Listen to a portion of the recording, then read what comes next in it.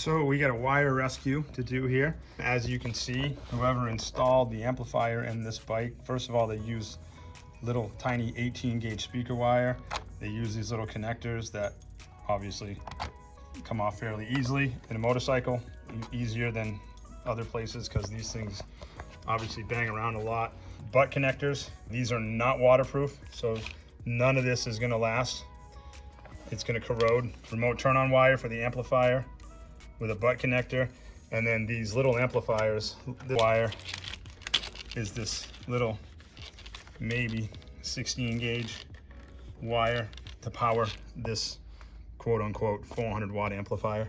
We're going to replace this amplifier with a sound digital amp. For now, the customer is going to keep these Biketronic speakers. Hopefully we'll get him to do the ground zero speakers. And then back here in the saddlebags, we're going to be putting in his bag lid covers that he already bought. But we're going to be putting the ground zero 6x9s in here just because we want a waterproof speaker.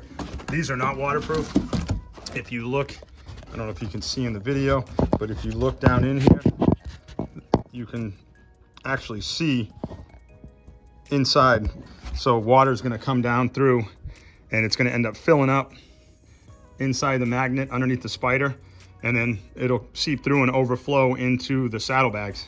So basically these are funnels for the saddlebags when it rains out. All right, so we have the speaker wire running back to where it's going to connect to the saddlebag through this quick disconnect. This is soldered and heat shrinked to the speaker wire going to the front. And again, we have a quick disconnect so we can easily remove the saddlebag when the customer brings it in for service if they need to remove the rear wheel or anything. So we get the wiring on the bike done, get the amp installed. The customer did thankfully opt to go with the new ground zero speakers. As you can see, all of our connections are soldered with heat shrink. We got the wire mesh over top of the wires, all the amp wiring done with ferrules. All connections are great here. All of those butt connectors and everything are gone. These are our RCAs that are going to be plugged in. I'm just left them unplugged right now because we're using our RTA and oscilloscope to tune for peak performance with no distortion. And as you can see right now at this volume, there's no distortion. If there was distortion, the tops of these would be flat and cut off, and that would be what's called clipping. And if that's happening, we want to turn everything down so that we don't see that, because if that is happening, the customer is going to end up blowing the speakers.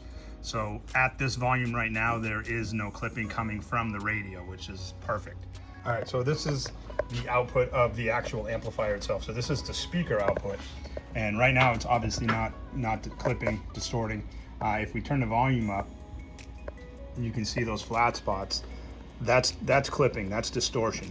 So we're gonna make sure that when the customer turns the volume up, it can't go beyond that point right there. Okay, so the Harley's back together. Everything's in and working. Saddleback speakers are installed.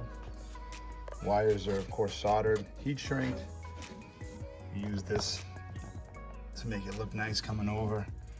Hide the wires, and the wires go out again through the saddlebag to the quick disconnect, which is down inside there, so these saddlebags can be easily removed and reinstalled.